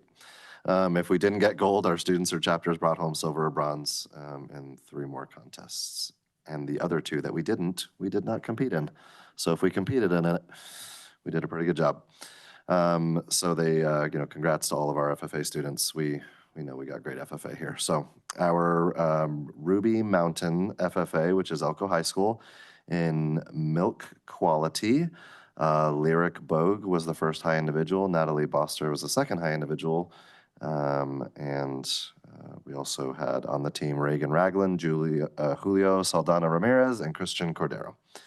For the Wells chapter, always a long list for the Wells chapter. Meat Evaluation and Technology first place team was Isaac Gale, who was also the first high individual, Marley Dahl, who was the second high individual, Mason Norda, third high individual, and the rest of the team was Aaron Hansen, Marcus Uhart, and Brinley Dahl.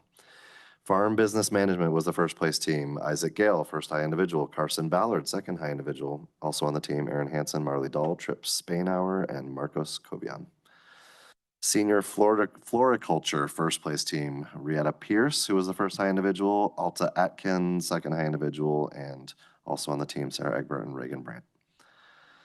Novice Floriculture, first place team, Josie Broadshow, who was the second high individual, and Shelby Bertolato, the third high individual.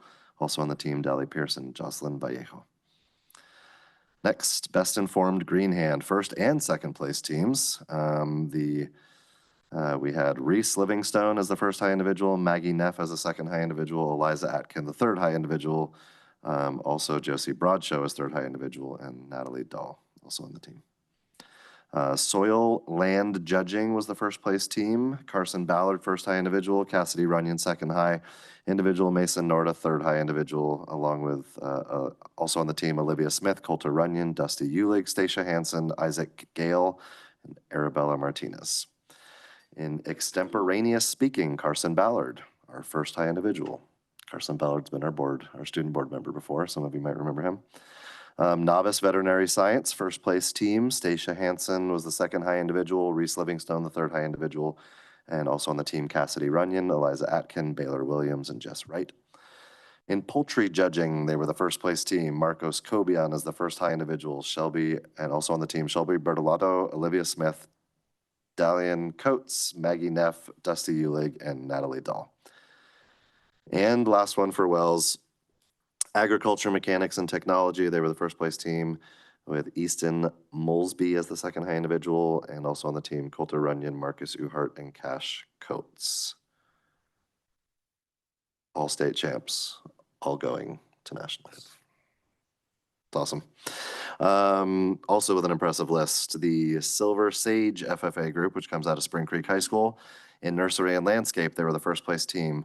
On the team, Courtney Smith, Kayla Jones, Ruby Bizzetti, and Niabe Strazi. The next category, Conduct of Chapter Meeting, they were the first place team. Wiley Smith, Kinsey Peppo, Skyla Bishop, Jaylee Templeton, Sky Rains, Memphis Cleland, and Kira Flanders. In Ag Sales, first place team, Colton Lopke, Carson Soloway, Maddie Alvers, and Ruby Bizzetti. In Ag Marketing, first place team, Lacey Mangum, Peyton Kemp, Dakota Kruckeberg. Parliamentary Procedure, first place team, Heidi Peters, Liv Hansen, Olivia Amirajian, Izzy Benavides, and Marley Cleland. I feel like this is a test in my name reading ability. Y'all are killing me. It was easier with the Wells kids. I know the Wells kids. All right, Ag Issues, first place team, Aaron Gillespie, Ali Gillespie, Minley Pickett, Candice Santos, maybe, Braxton Hansen, Kylie Johnston, and Olivia Amerigian. In Employment Skills, first place, Leah Smith. In Creed Speaking, first place, Jimena Candelas. In Agri-Science Fair, first place, Zachary Schaefer. The chapter got first place for the National Chapter Book, Reporter's Book, Program of Activities. In Proficiency in Diversified Livestock Production, Leah Smith. And Rangeland Management Team, first place, Leah Smith, Colson Moore, Landon Louisignant. And all of those were state champions and national qualifiers. Taking a deep breath, give me a second. All right, moving on to FBLA. Wells High School, congratulations to Melanie Beardall for becoming the Eastern Region Vice President. Our first place team in Parliamentary Pro, Carson Ballard, Coulter Runyon, Cassidy Runyon, Isaac Gale, and Marcos Cobian. A lot of these are the same kids in FFA, if you didn't notice the names. So they're killing it in multiple student organizations. First place team in Broadcast Journalism, Aviana Del Rio, Lisbeth Casas Rivera, and Rosalind Sanchez. So those were state champs. The following are also national qualifiers. The third place team in digital video production, Coulter Runyon and Isaac Gale. Fourth place individual, Intro to Public Speaking, Cassidy Runyon. And third place individual, Intro to Parliamentary Procedure, Cassidy Runyon. Wells Middle School. First place, Exploring Marketing Strategies, Hadley Denier and Gabrielle Smith. And in Career Research, first place, Maria Santiago. So those were both state champs at middle school. From Spring Creek High, Donnie Meza and Logan Smith got second place in graphic design, and Caden Hubbard got fourth in community service project. From West Wendover High School, Cannon Carter, fourth place in job interview, and Jackson Contreras, second place in technical support and services. From Elko High School, Introduction to Parliamentary Procedure, first place, state champ Henry Worthy. And then the rest all qualifying for nationals. Impromptu speaking, second place, Catherine Lopez. Public service announcement, second place team, Andrew Nunez, Derek Valdez, and Esteban Zuniga. Hospitality and event management, third place team, Dominic Huerta, Abraham Gonzalez, and Luis Romero. In parliamentary procedure, the third place team, Catherine Lopez, Andrew Nunez, Luis Romero, Daniel Salazar, Henry Worthy. Accounting, second place, Henry Worthy. Introduction to Supply Chain Management, fourth place, Emiliano Pardo. Advanced Accounting, fourth place, Daniel Salazar. Technology Support and Services, fourth place, Abraham Gonzalez. And Introduction to Programming, fourth place, Gavin Peterson. Congratulations to all of our FBLA students. And we are at the last CTSO that I'm going to read about tonight, and that is HOSA, which is our Health Occupation Sciences. From Elko High School, out of 25 competitors, 10 made it to the second round of skills and interviews, and Victoria Solis placed second in nursing assisting, and congratulations to Victoria. From Spring Creek High School, out of 25 competitors, 18 of them made it to the second round. Kyle Gurr took first place in medical assisting, and then also qualifying would be Lauren Heckman taking second place in nursing assisting, and Emma Bear, second place in health career photography. Also at the middle school, we took 9 students. All of them made it to the second round. Of those students, Madeline Bush and Faith Nielsen placed first in Foundations of Medical Innovation, which is a team event. And Parker Merrill took first in both of his events, Foundations of Medical Reading and Health Career Preparation. Congratulations to all of our HOSA students for your many successes. And if some of these are still here as we get closer to December, it sounds like we've got a list of students that would be able to help us with our presentation. There you go. Okay. So also on our on my superintendent's report, I put budget update there. I did not update the slides to share with you because there was not a whole lot to update. A lot of it the same as last time. A few added retirements, and so we're getting pretty close to wrapping those things up.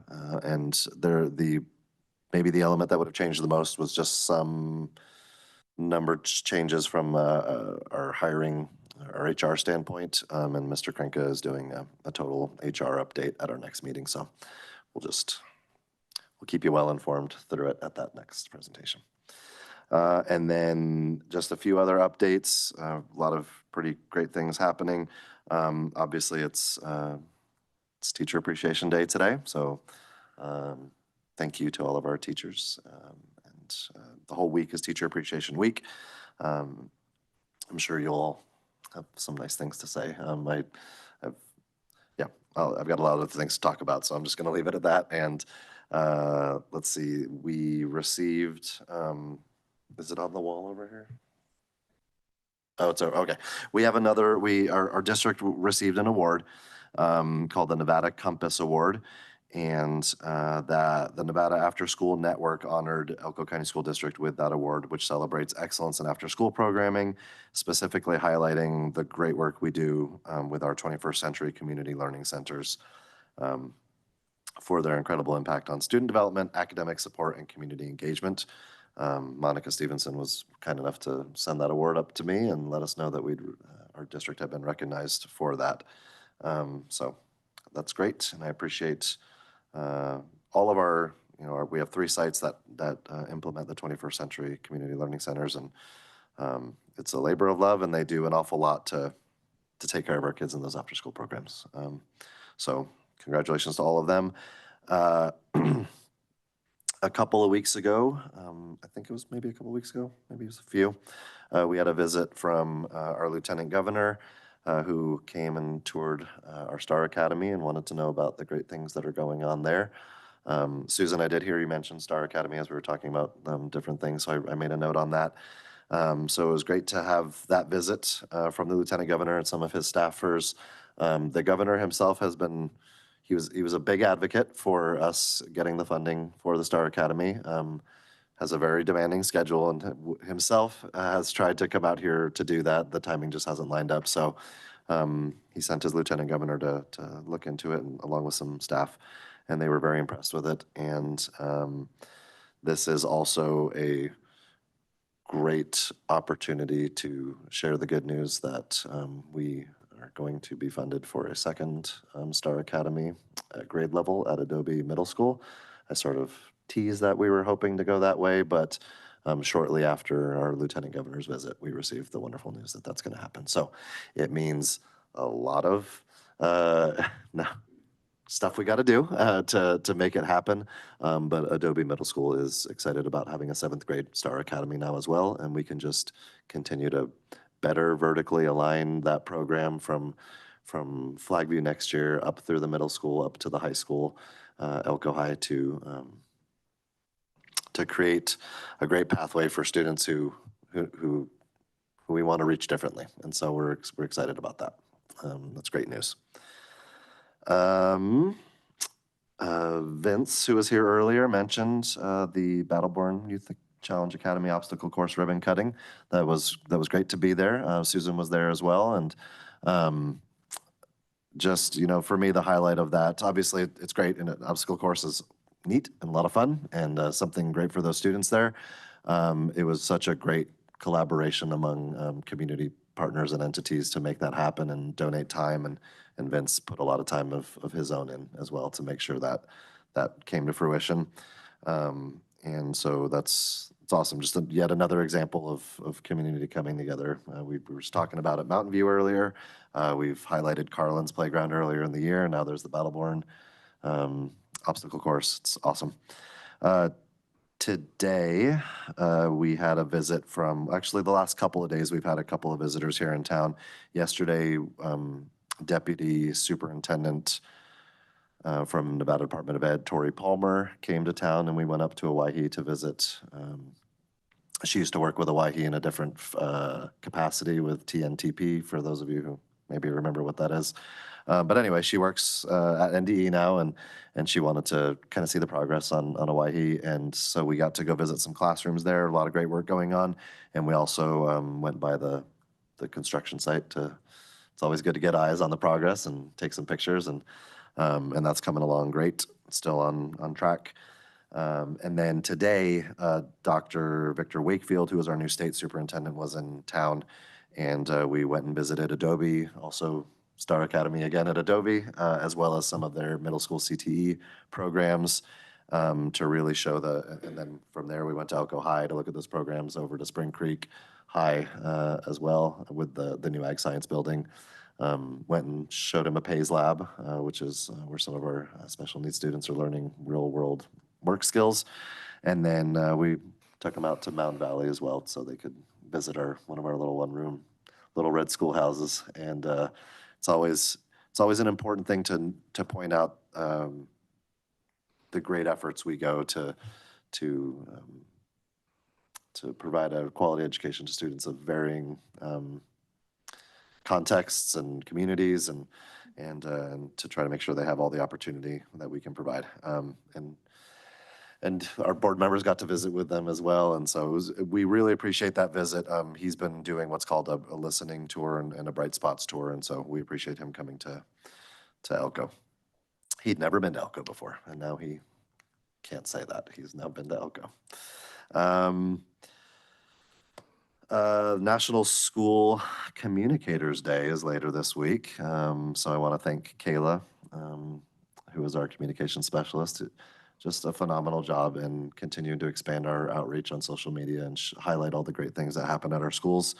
And then each of our campuses also has someone that's kind of like a communications liaison. So thanks to them for making a point to do that. It really matters when you tell your own story instead of letting people tell your story for you.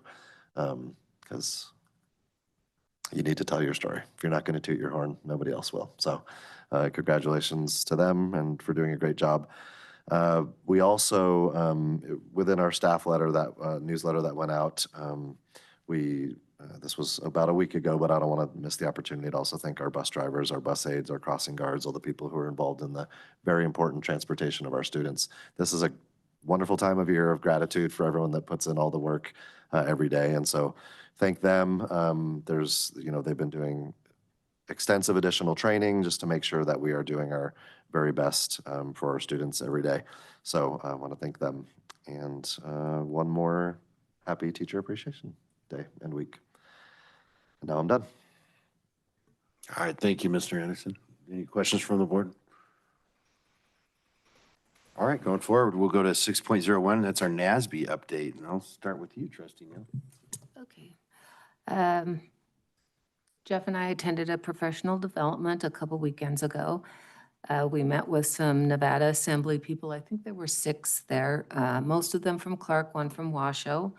Our table had Erica Mosca, I think is how you say her name. She serves on the Education Committee. All of them. She'll be the chair this year, in fact. Oh, okay. All of them were good listeners and appreciated our feedback, so hopefully that goes somewhere. Speaking of students, we had students attend, and then they put one at each of our tables. Our table, her name was Jade, and she's actually going to be on the student representative on the Nevada Board of Education next year. And she just brought a unique perspective to our table. All of the kids we kind of talked about AI, and they're like, and they said, sometimes people, we don't know how to use it or whatever. And we can show you in like 10 minutes. We can show our teachers. And so it was rather funny. I'm like, sure, it's like stuff on your iPhone. I'm like, here, get a kid, have them show me. But we talked about the financial literacy, like a financial literacy course. And Jade brought up the fact that what she learns in that type of course, she takes back to her family because her mom, she's got a backstory to the family that I won't go into, but her mom just, they needed that help. So she said what helps her a lot is having to go teach it to somebody else, which was just, she was a lot of fun to be at our table. I'm glad she was there. We did speak about SB 460. We talked a lot about special education funding and how the needs have increased, but money for that hasn't increased. We had a panel discussion. There were 3 people there. One talked about portrait of a learner, work-based learning. There were career trees. Like you've heard before, Jade goes to a school where she's going into law, so it's specialized for that, and they have a mock courtroom. Like it was just amazing the opportunities they have. And then there was someone, a project-based learning pilot schools. And all 3 of those panelists said they have a supportive school board who lets them do out-of-the-box type projects, which I thought was important for us. And they did talk about testing, such as ACT scores that don't necessarily reflect what students really can do. Then we had Christine Hull. I think, is she on this commission with you, Teresa, or maybe it's a different board? Different one. Okay, she's on recruitment and retention. Sorry. Okay. She mentioned, and I'm just mentioning because if you remember details, Jeff, go ahead. But she mentioned there's talk about school districts going to state insurance. That would we be better off if everybody went to that pool? But she didn't elaborate, or at least I don't remember her saying a whole lot more. She seemed pretty enthusiastic about it, and it was with the ability for us to be able to partner with even adjacent districts or possibly the entire state, or even getting on state insurance and doing basically to lower the cost and expand the pool. So that's something they're really working towards and seemed pretty optimistic about. So we were happy to hear that, and I'm eager to hear more updates on that. Yeah. And she also talked about scholarships, providing scholarships for anyone who works with kids, whether it be a teacher, a counselor, whoever, and also trying to work on assisting licensed teachers to obtain additional endorsements. And then Part of that had to do with some of the new requirements that are coming up for some of the elementary teachers that are, I'm trying to remember the reading. classification they had to get. Yeah. they want a reading endorsement or certain, they don't have to have But that. yeah, they were looking for ways to facilitate that. And the other one, it's that time of year again. I don't think it's been sent out to you, but I will send them out to you. Nominations for School Administrator of the Year, et cetera, et cetera. I will send the forms out to you and either whatever meeting you want to put it at, Mr. President, to go through nominations. Because I'd like to get started on those because we'll need help from others, not just ourselves.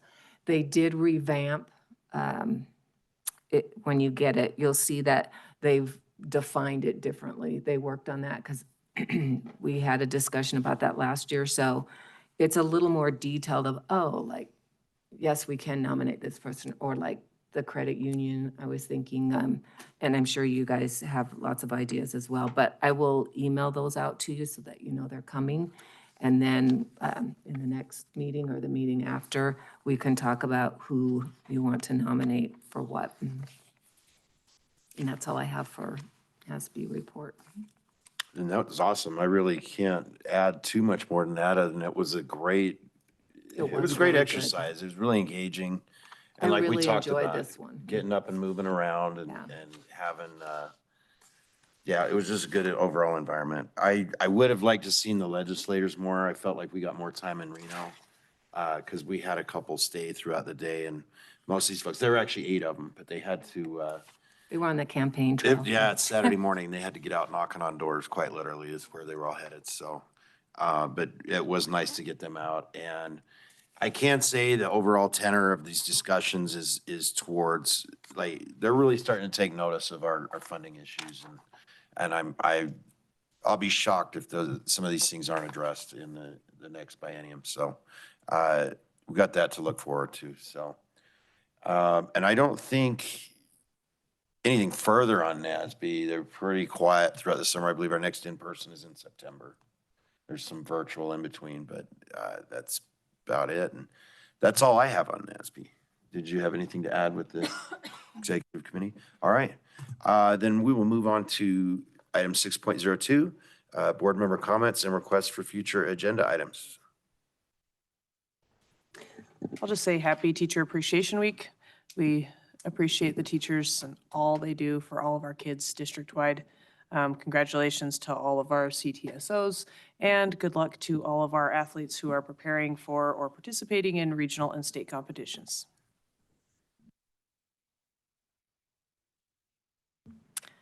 I don't really have much to add to that other than a big thank you to the state superintendent for our visit today and feeling like some of our concerns and ideas were listened to, and he was taking great notes. So hoping we can see some action on those things. You know, I'll elaborate on that a little. I was very impressed with how often he was turning the page on notes and came here to listen. Didn't come here to tell us how it's going to be or how things, he came here to listen to us, and that was really refreshing.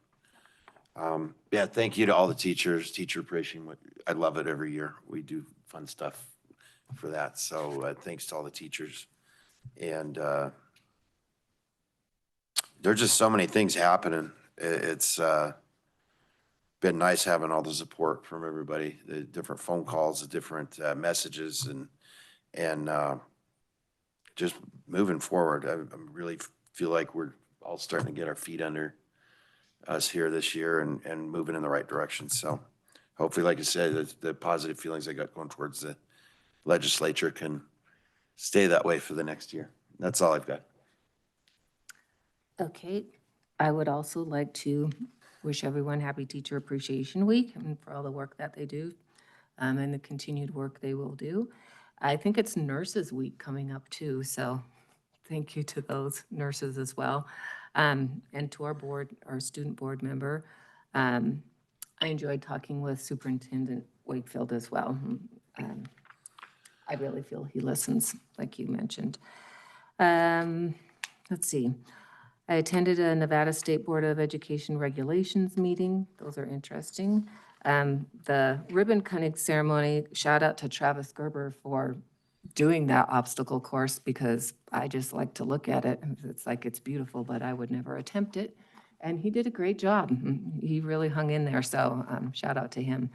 There was a kindergarten music program at Grammar 2, and they are just the sweetest. It was so cute. And the theater group, Elko High School, Charlie and the Chocolate Factory, was wonderful. I also attended a Teachers and Leaders Council meeting last week. We were discussing the NEPF, the Nevada Educator Performance Network, and just some of the language about the way evaluations are going to take place. I think it's the 27-28 school year where supervisors of principals will have to choose 3% of a sample selection. But it wasn't clear like how they're going to do that sample. We had quite a few questions because one of them, if the principal isn't evaluating correctly, it could be almost a year at least before that gets taken care of. There's some, we had some questions, let's put it that way, because they also have to take a class that the PDPs have put together on how to evaluate. So I'll let you know what keeps happening with that. I did have 3 policies that maybe you could look at that I think need updating or some revision. That would be IHEA and IED. I would be open to a Insurance 101 workshop. Maybe not everybody, but I certainly would be open to hearing more about that. And then just a couple more things. One of them, Mr. Anderson, I know you've mentioned putting together some committees, and all of us are really focused on students. I think it would be a really good idea. I know I've talked about expanding our student member on the board, but I really think student committee of sorts would be a good idea. They talked a bit about this at our workshop as well. Some kind of superintendent's council with students of all grades, maybe not meeting all together, like that would be up to you to think about how you want to do that. But what do each of our communities need and how do we involve our students? I think that might be one way to do that. And I forget what county mentioned it, but they have like 2 or 3 students come to a board meeting to tell them what's going on in their community, and that could be from that committee. And to include students from all walks of life, not just those that have a high GPA or are in everything, like making sure we get a well-rounded view. So just something for you to think about. I don't know how the rest of the board feels, and I know it's not an agenda item or anything, so I don't know what you want to do with that, President Durham, but just something to consider. And I will be quiet. So thank you. You want to go first? No, I was just saying, uh-oh, you like, Uh-oh, I right. didn't know how much. No, many that's why I was paragraphs clearing were my coming throat. It wasn't out. to Yeah. tell you, you finished, your 3 minutes weren't up or anything. I also want to say thank you very much to our teachers and for Teacher Appreciation Week, and also to the community sponsors that help to celebrate the Teacher Appreciation Week. I understand that there are a number of businesses that have offered discounts or other things, and so we appreciate them as well. There are multiple appreciation days and weeks. Nurses were mentioned, and transportation is in there, and counselors, and that's not to say all of these other things. And if I missed any, I apologize, but oftentimes we don't have that opportunity because it just doesn't fall in the right weeks. So thank you very much to our staff, regardless of what position you're in. We appreciate you all. It was pretty cool watching the obstacle course. Again, kudos to Commissioner Gerber, much braver than I was. And I thought it was kind of cool that a cadet won out of the race that they had, and that included 2 active Marines. So good job on the cadet. Of course, the cadet may have had an opportunity to practice a little bit more than the Marines did, but nonetheless, I wouldn't want to mess with either of the Marines, and the cadet took them on pretty easily. And our second cadet also did really well. We had 2 cadets that ran that. Thank you to Dr. Wakefield. In regards to the attendance review committee, we are doing the root cause analysis. And with that, we are getting closer to being able to come back to the board for policy recommendations. So I'm looking forward to that. And the last thing I have goes back to both of our public comments. I'm looking forward to seeing the policies that are coming up so we can get that clarified. And I'd love to get an update on the comments made by Mr. McLeod regarding BBYCA. Other than that, it's all yours, Dr. Byers. Wow, all right. Thanks. My pleasure. I'll have a couple items, a couple items here. Yes, thank you to everybody, to teachers, teacher appreciation. Yeah, I don't want to add much more. We've already had tons of talk, but we do appreciate everything that you guys do. So I did want to throw out that just to update the board, I have not been contacted by the county about the AB 519, or as they call it, the Capital Project Oversight Panel. I have no information. So I would just encourage the district, Mr. Anderson, if you could please give me a brief of some sort where you might think something might be in that meeting so that I can then I have nothing. I have not received anything in months. So just an update. I was just going to throw out board book update. I know there was an email, but other than that, are we still working towards that? Anything? Okay. Would love to see that. That'd be great. What are these for? Yeah, I did. Jackpot made those for us. Oh, and okay. For those of you who were. Thank you, Jackpot. Appreciate it. Here you go. I have no idea. And then the only other thing was just a point of order. The spirit of the open meeting law so that the public can look at what we have, including our documents. And there seemed to be a trend towards waiting.